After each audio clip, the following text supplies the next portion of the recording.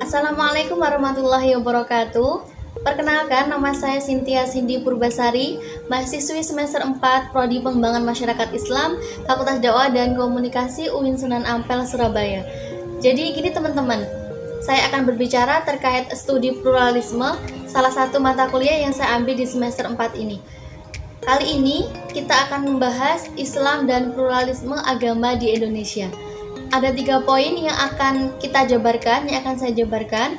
Yang pertama yaitu tentang Islam di Indonesia, yang kedua tentang pluralisme agama di Indonesia, dan yang ketiga ukhuwah Islamiyah. Baik, langsung saja pada poin pertama terkait Islam di Indonesia. Kapan sih Islam masuk ke Indonesia dan berasal dari mana? Tidak ada sumber pasti kapan dan dari mana Islam masuk ke Indonesia. Tetapi ada 3 teori terkait proses Islamisasi di Nusantara ini.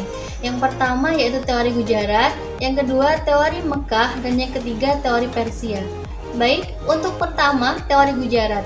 Teori Gujarat merupakan teori yang berpandangan bahwa Islam masuk ke Indonesia berasal dari Gujarat, India pada abad ke-3 Masehi dengan perantara pedagang dari Gujarat, India yang singgah di kerajaan Samudra Pasai yang saat itu menguasai Selat Malaka. Jadi munculnya teori Gujarat ini didasarkan pada ditemukannya batu nisan Malik As-Saleh, makam Malik As-Saleh. Siapa sih Malik As-Saleh ini?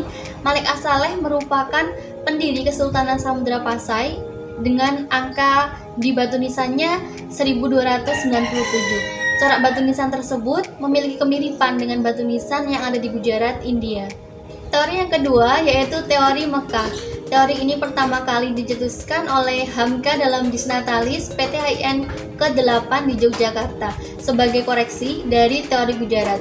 Dalam teori ini dijelaskan bahwa Islam masuk ke Nusantara dibawa langsung oleh para musafir dari Arab yang memiliki semangat juang atau semangat menyebarkan Islam ke seluruh dunia pada abad ke-7.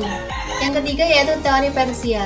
Teori masuknya Islam di Indonesia yang terakhir adalah Persia yang dicetuskan oleh Husain Jajadiningrat.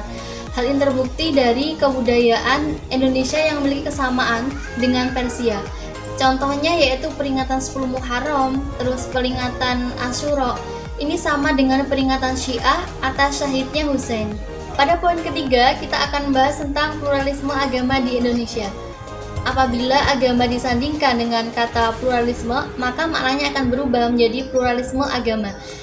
Pluralisme agama ini memandang bahwa semua agama itu sama, Tapi, ketika pluralisme agama ini tidak didasarkan atau tidak disikapi secara tepat dan cermat, maka akan menimbulkan problem dan konflik antar umat beragama. Kemudian, perlu adanya pendekatan-pendekatan yang tepat untuk mencari solusi agar umat yang berseteru ini tidak berlanjut atau tidak menimbulkan konflik terus-menerus. Ada 5 faktor yang menyebabkan konflik umat beragama dalam masyarakat. Yang pertama yaitu lapisan sosial atau stratifikasi sosial. Jadi perbedaan lapisan sosial, tingkat sosial dalam masyarakat ini akan menentukan cara pandang mereka terhadap agama orang lain. Terus yang kedua, kepentingan ekonomi dan politik. Jadi tidak hanya kelompok masyarakat yang memiliki kepentingan ekonomi dan politik, akan tetapi para pemimpin dan para pemeluk agama juga memiliki cara pandang atau kepentingan ekonomi politik yang berbeda. Yang ketiga, penafsiran agama.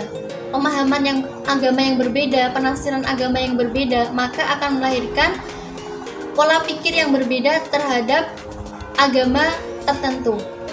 Contoh seperti aliran mazhab A, aliran mazhab B itu pasti berbeda cara berpikirnya. Terus yang keempat, mobilisasi kegiatan dakwah sebagai usaha memperbanyak jamaah yang ikut serta dalam kegiatan dakwah atau pengikut paham mereka. Jadi yang kelima yaitu agama ini berkeyakinan terhadap sesuatu yang dianggap mutlak dan mendasar, menyangkut kepastian utama keberagaman bagi setiap pemeluk agama.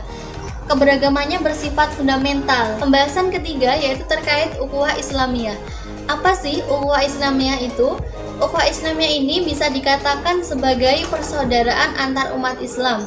yaitu terlepas dari perbedaan suku, perbedaan agama, perbedaan budaya, perbedaan bahasa, dan perbedaan lain sebagainya. Ketika ukhuwah Islamiyah ini disikapi dengan cara pandang yang luas, yang terbuka, maka akan menciptakan perdamaian, kedamaian antar umat beragama dan antar masyarakat. Kemudian akan minimalisir juga pertikaian ataupun konflik antar umat beragama, antar suku, dan antar budaya. Demikian, semoga bermanfaat apa yang saya sampaikan. Kurang lebihnya mohon maaf.